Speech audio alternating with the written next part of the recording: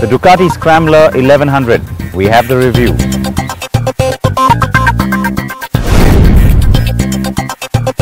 Mahindra's TUV 300 Plus review also on the show.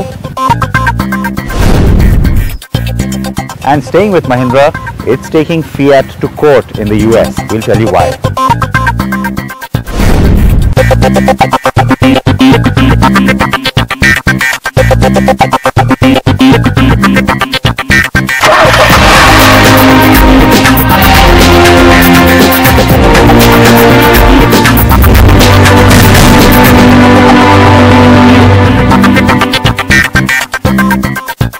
It's CNB time here on NDTV. Thank you for joining us. I'm Siddharth Vinayak Patankar. We'll begin straight away with a look at that new Ducati.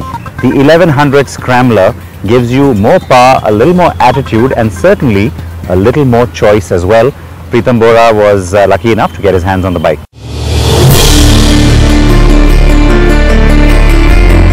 It's bigger, longer, taller, and more powerful than ever.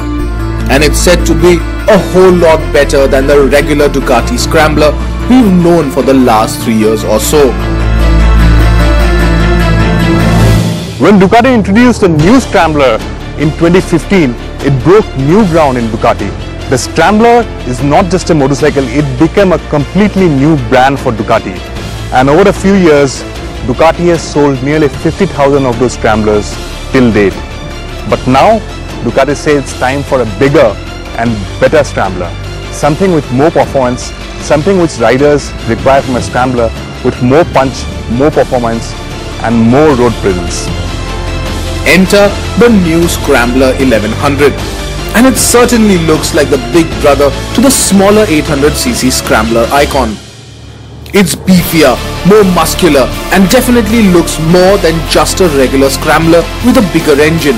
There are quite a few anodized aluminium bits as well, which underline the level of quality, fit and finish. The biggest change of course on a new Scrambler 1100 is the engine. It's a bigger 1079cc L twin engine which puts out about 85 bhp of power at 7500 rpm and 88 Nm of torque at 4750 rpm. Overall the bike is bigger. There are other changes. The seat is taller, the fuel tank is bigger. It's got a lot of aluminum bits like this bar ends here. It's got a newly designed headlight with a nice aluminum bezel here, a newly designed instrument panel, and of course there's a lot of technology involved in here as well. It now gets a choice of 3 riding modes, and it's got a 4-level traction control which can be switched off, and it's got an inertial measurement unit which has sensors which calculate lean angles and triggers the cornering ABS. While that IMU also does is triggers the auto cancelling turn indicators as well. It's available in 3 variants. There's the base Scrambler 1100 at just under 11 lakh rupees, a Scrambler 1100 Special at over 11 lakh, and the most expensive Scrambler 1100 Sport. While the Scrambler Sport gets fully adjustable top spec Öhlins suspension, the Scrambler Special gets additional aluminium bits and wire spoke wheels. Whatever the variant, the new Scrambler 1100 promises a level of performance and technology never before seen on any Ducati Scrambler.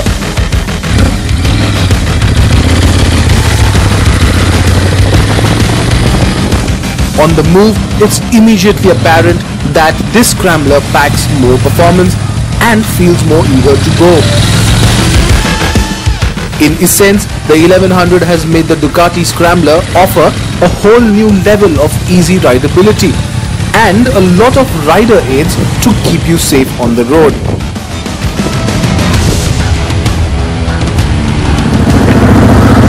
So what the new Scrambler 1100 offers is slightly more performance and a lot of technology. For starters, it gets 3 riding modes: active with full 86 bhp of power and an aggressive throttle response. Journey, again full 86 bhp of power but a slightly toned down throttle response. And then there's City with power toned down to 75 bhp and throttle response toned down even further.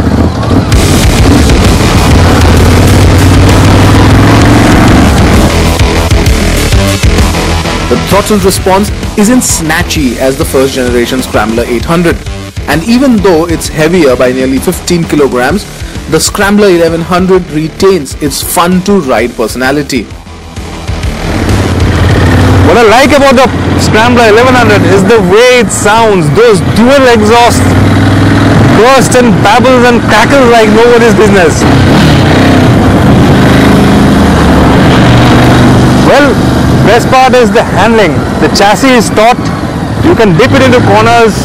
It's very stable, very nice, but the ride is slightly on the harsher side. So if you're going over broken terrain, broken tarmac, that harsh ride quality can get to you somewhat.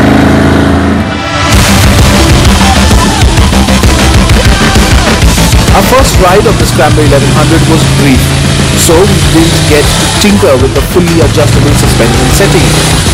But once we swapped the bikes and took the Scrambler Sport for a spin, the difference is immediately noticeable.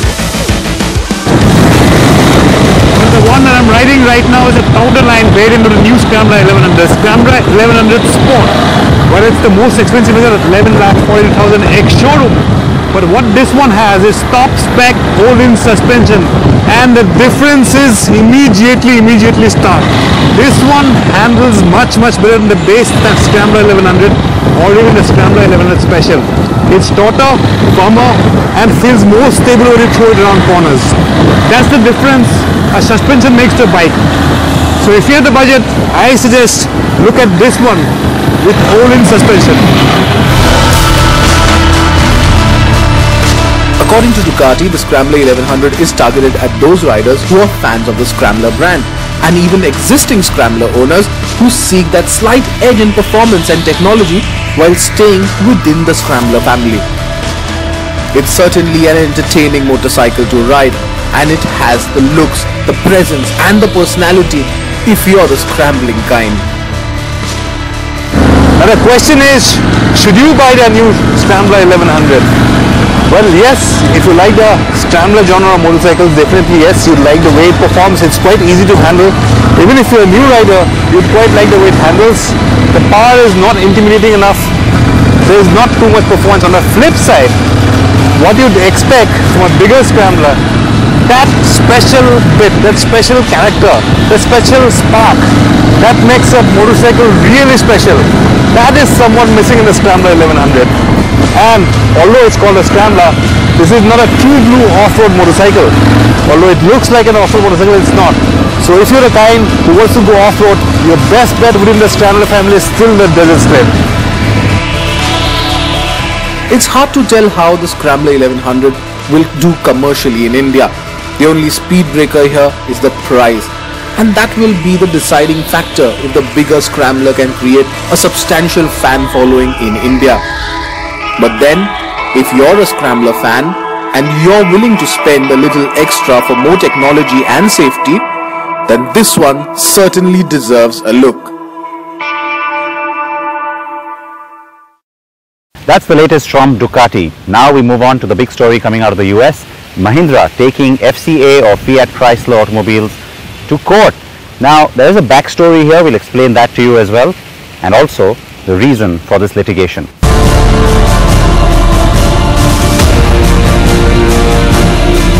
In March 2018, Mahindra launched an off-road only SUV in the United States called the Roxor. Based on the Thar, the Roxor can't be used on road, and unlike normal passenger vehicles, is only sold through dealers that specialize in farm equipment, power sport and off-road vehicles. Given the classic Jeep-like proportions and the $15,000 sticker price, the Roxor did woo quite a few people. The real difference between the Roxor and the Thar though is that front grille. While in India, Mahindra does have the rights to use the 7-slat grille in the United States, the design is patented by Jeep, and so to avoid legal tussles, Mahindra used a 4.5-slat grille instead. That said, on August 1st, 2018, FCA or Fiat Chrysler Automobiles approached the International Trade Commission and filed a complaint against Mahindra, citing that the Roxor was in violation of their patents and looked too much like a Jeep, which could result in confusion for buyers and eventually a dilution of the Jeep brand itself. And now, in response to that complaint, Mahindra North America or MANA has decided to take FCA to court for alleged breach of contract. The lawsuit uses a 2009 contract between the two as basis.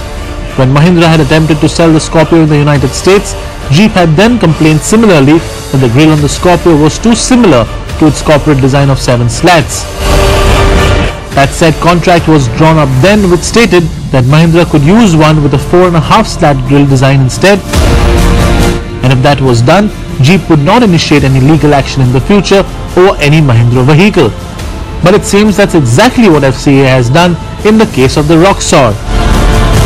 In an official statement put out by a Mahindra spokesperson, the automaker says, "We are asking the court to block Fiat from participating in the ITC claim and injunction because of the fact that they agreed in 2009 to never bring such claims if we use a grille that they approved.